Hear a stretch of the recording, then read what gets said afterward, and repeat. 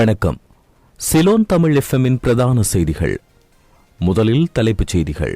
ஸ்ரீலங்காவில் நீதிமன்ற தாக்குதல் தொடர்பில் காவல்துறை அதிகாரியொருவர் கைது. கைதானவர்கள் அனைவருக்கும் பயங்கரவாத தடை சட்டம் பிரயோகம். போதைப்பொருள் ராணி செவ்வந்தியின் தலைக்கு விலை. மீளுருவாக்க சித்தரிப்புக்காக தாக்குதல் இடத்தில் சந்தேக நபர். மனித எச்சங்கள் கிட்டிய அரியாலை மயானத்துக்கு சென்ற யாழ் நீதிபதி. திட்டமிட்டு புதைக்கப்பட்ட எச்சங்கள் என்றும் கஜேந்திரகுமார் ஐயம். புங்குடுதீவு மாணவி வித்தியா கொலை குற்றவாளியை தப்பிக்க உதவிய காவல்துறை அதிகாரிகள். 4 வருட கடூழிய சிறை தண்டனை விதித்த நீதிமன்றம். இனி தொடர்வது விரிவான செய்திகள்.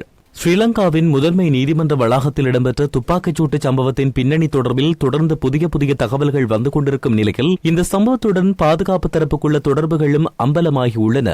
அந்த வகையில் நீர்கொழும்பு காவல் நிலையத்தில் பணியாற்றும் அதிகாரி ஒருவர் கொழும்பு குற்றவியல் பிரிவால் அதிரடியாக கைது செய்யப்பட்டுள்ளார். தற்பொழுது தீவிர விசாரணைக்கு உட்படுத்தப்பட்டு வரும் சந்தேக நபருக்கு உதவிய இஷாரா செவ்வந்தி என்ற பெண்ணுடன் குறித்த அதிகாரி தொடர்பில் இருந்தமைக்கான ஆதாரங்கள் வெளிப்பட்டதை தொடர்ந்து இந்த கைது இடம்பெற்றுள்ளது. கொழும்பு நீதிமன்றத்தில் பாதாள உலகக் குழுவின் முக்கியஸ்தர் கணேமுல்ல சஞ்சீவை சுட்டுக் கொன்ற வழக்கில் சந்தேக நபர்களுக்கு உதவியதற்காக நீர்கொழும்பு காவல்துறையில் பணியாற்றும் அதிகாரி ஒருவரும் கைது செய்யப்பட்டுள்ளார். 25 வயதுடைய இந்த காவல்துறை அதிகாரி நீர்கொழும்பு காவல்துறை குற்றப்பிரிவில் பணியாற்றி வருவதாக நீதிமன்ற பணியில் இருந்ததாகவும் தகவல்கள் தெரிவிக்கின்றன. இதேவேளை புதுக்கடை நீதிமன்ற கொலை சம்பவத்தோடு தொடர்புடைய பெண் சந்தேக நபரை நிழல்படத்தை வெளியிட்ட ஸ்ரீலங்கா காவல்துறை அவரை கண்டறிவதற்கு பொதுமக்களின் உதவியை கோரியுள்ளது. சந்தேக நபர் தொடர்பான துல்லியமான தகவலை வழங்குவோருக்கு சன்மானம் வழங்கவும் பதில் காவல்துறை அதிபர் பிரியந்த வீரசூரிய முடிவு செய்ததாக காவல்துறை தெரிவித்துள்ளது. இதேவேளை இந்த கொலை சம்பவம் தொடர்பில் கைது செய்யப்பட்ட பிரதான சந்தேக நபருக்கு எதிராக பயங்கரவாத தடை சட்டத்தின் கீழ் வழக்கு பதிவு செய்யப்பட்டு காவல்துறை தடுப்பு காவலில் அவர் வாக்குமூலம் வழங்கியுள்ளார். இந்த கொலைக்கு 1.5 கோடி ரூபாய் ஒப்பந்த தொகையாக தருவதாக தமக்கு வாக்குறுதி வழங்கப்பட்டதாகவும் அதேவேளை கொலை செய்வதற்கு முன்னர் 2 லட்சம் ரூபாவை தாம் பெற்றுக் கொண்டதாகவும் அவர் வாக்குமூலம் வழங்கியுள்ளார். மேலும் சந்தேக நபரை படுகொலை செய்த இடம்பெற்ற புதுக்கடை நீதிமன்றத்துக்கு அழைத்துச் சென்ற காவல்துறையினர் சம்பவத்தை உருவகப்படுத்தி விசாரணைகளையும் மேற்கொண்டு வருவதாக தெரிவிக்கப்படுகின்றது. பாதாள உலக குழு நடவடிக்கைகளை ஒழிக்க தேவையான அனைத்து நடவடிக்கைகளும் எடுக்கப்படும் என ஸ்ரீலங்கா ஜனாதிபதி அனுரகுமார திசாநாயக்க உறுதியளித்துள்ளார். இருப்பினும் இந்த செயற்பாடுகளுக்கு கணிசமான நேரம் எடுக்கும் என்றும் 10வது நாடாளுமன்றத்தின் பாதுகாப்பு தொடர்பான அமைச்சர்கள் ஆலோசனை குழுவின் முதல் கூட்டத்தில் ஜனாதிபதி தெரிவித்தார். ஸ்ரீலங்காவின் சில பொது பாதுகாப்பு நிறுவனங்களுக்குள்ளும் பாதாள உலக குழுவின் சக்திகள் ஊடுருவியுள்ளதாக ஜனாதிபதி அனுரகுமார திசாநாயக்க குறிப்பிட்டுள்ளார்.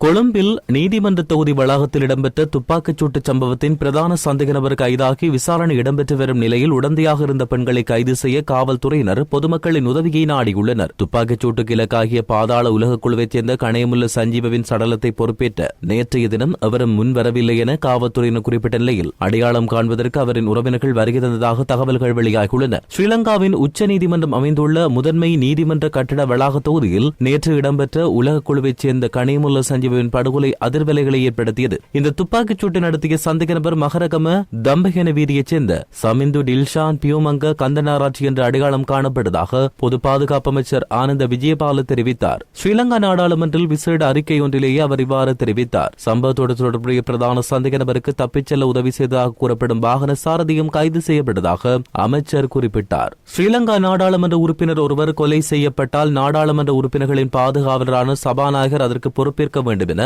எதிர்க்கட்சி நாடாளுமன்ற உறுப்பினர் தயாஸ்ரீ ஜெயசேகர வலியுறுத்தியுள்ளார். பாதாள உலக குற்றவாளி கணேமுல்ல சஞ்சீவவின் கொலை செய்யப்பட்ட நேரத்தில் காவல்துறை மற்றும் சிறப்பு படை அதிகாரிகள் ஏன் எதுவும் செய்யவில்லை என்றும் அவர் கேள்வி எழுப்பினார்.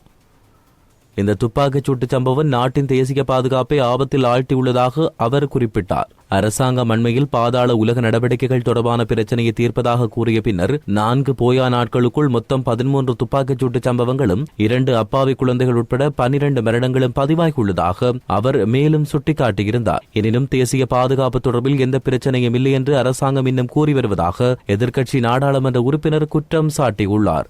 பாதாள உலக தலைவர் கணேமுல்ல சஞ்சீவவின் கொலை தொடர்பாக சந்தேக நபரான முகமது அஸ்மான் ஷெரீப்தீன் என்ற தமது குடும்ப பெயரை தவறுதலாக பொதுவெளியில் குறிப்பிட்டதன் மூலம் அநீதி இழைக்கப்பட்டதாக தெரிவித்து கொழும்பு நீதவான் நீதிமன்றத்தில் மனு ஒன்று தாக்கல் செய்யப்பட்டுள்ளது. கணேமுல்ல சஞ்சீவவின் கொலை தொடர்பாக நேற்று கைது செய்யப்பட்ட நபர் பொதுவெளியில் கூறப்பட்ட பெயருக்கு உரியவர் அல்ல என்று தெரிவிக்கப்பட்டுள்ளது. முகமது அஸ்மான் ஷெரீப்தீன் சகோதரர்கள் என்று கூறப்படும் ஒருவர் இந்த மனுவை தாக்கல் செய்துள்ளார். காவல்துறை வேறொருவரை கைது செய்துள்ளதாகவும் முகமது அஸ்மான் ஷெரீப்தீனும் கைது செய்யப்பட்ட சந்தேக நபரும் 2 வெவ்வேறு நபர்கள் செய்வார்கள் என்றும் சட்டத்தரணி நுவான் ஜெயவர்தன சார்பில் முன்னிலையான சட்டத்தரணி தசுன் பெரேரா நீதிமன்றத்தில் சமர்ப்பணம் செய்துள்ளார். புங்குடுதீவு பாடசாலை மாணவி வித்தியா பாலியல் வன்புணர்வுக்குட்படுத்தப்பட்டு கொலை வழக்கின் குற்றவாளிகளில் ஒருவரான சுவிஸ்குமாரை தப்பிக்க உதவிய குற்றச்சாட்டில் பிரதி காவல்துறை அதிபர் உள்ளிட்ட 2 ஸ்ரீலங்கா காவல்துறையினருக்கு 4 ஆண்டுகள் சிறை தண்டனை விதிக்கப்பட்டுள்ளது. அத்துடன் தப்பிச் சென்றுள்ள குற்றவாளிகளில் ஒருவரான ஸ்ரீகயன் என்பவரை கைது செய்வதற்கான பிடியாணை உத்தரவையும் வவுனியா மேல் நீதிமன்ற நீதிபதி MM மிகால் பிறப்பித்துள்ளார். வித்யா கொலை வழக்கின் குற்றவாளியான சுவிஸ்குமாரை தப்பிக்க உதவிய வழக்கு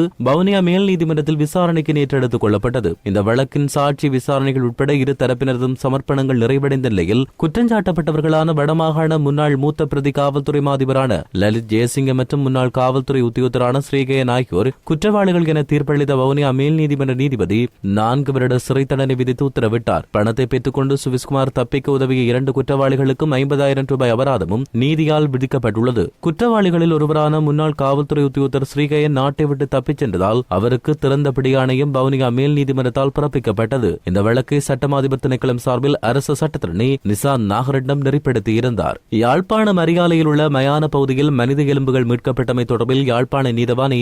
ஆனந்தராஜா நேற்று மதியம் நேரில் சென்று விசாரணை மேற்கொண்டார். இதையடுத்து இந்த புதைகுழி தொடர்பாக மேற்கொள்ளப்பட வேண்டிய அடுத்த கட்ட செயற்பாடுகளையும் அது தொடர்பான உத்தரவுகளையும் சம்பந்தப்பட்ட அதிகாரிகளுக்கு நீதவான் வழங்கியுள்ளார். யாழ்ப்பாணம் அரியாலை சிந்துபாத்தி இந்து மயானத்தில் குழி வெட்டிய போது அண்மையில் மனித எலும்புகள் மீட்கப்பட்டது. இது தொடர்பில் யாழ்ப்பாண காவல்துறை நிலையத்தில் முறைப்பாடு செய்யப்பட்ட நிலையில் அந்த பகுதியில் சென்ற நீதவான் அடுத்த கட்ட நடவடிக்கைகள் தொடர்பில் உரிய அதிகாரிகளுக்கு உத்தரவிட்டுள்ளார்.